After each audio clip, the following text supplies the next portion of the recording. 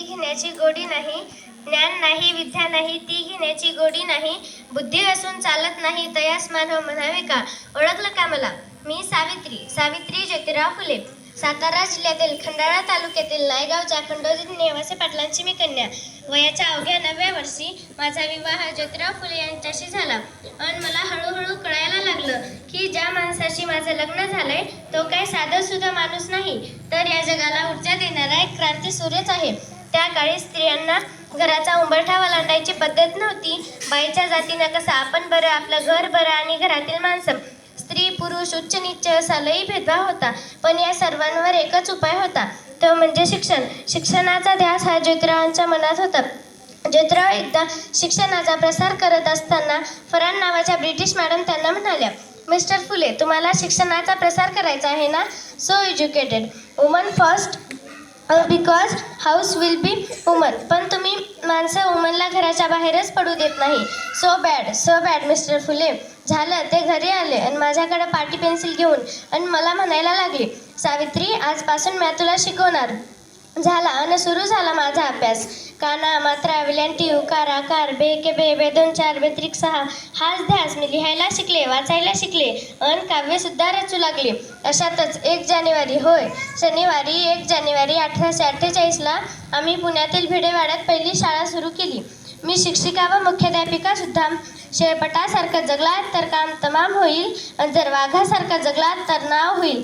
पण समाजाचा मात्र धर्म बुडाला म्हणून कोल्हेकुई सुरू होती.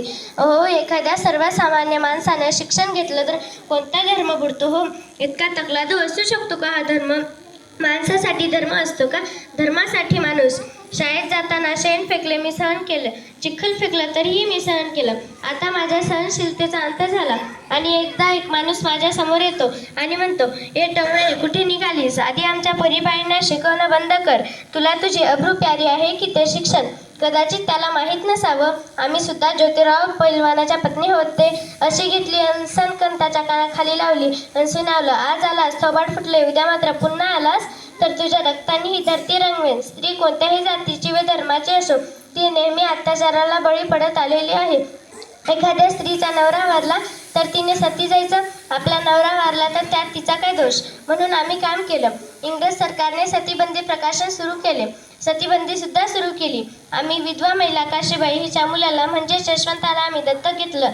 त्याच्या तुरू पावलांनी आमचं अंगण कसं फुलून जायचं, त्याला वाढवलं, मोठं केलं आणि त्याला डॉक्टरही बनवलं. अशातच पुण्यात प्लेगची साथ पसरली होती.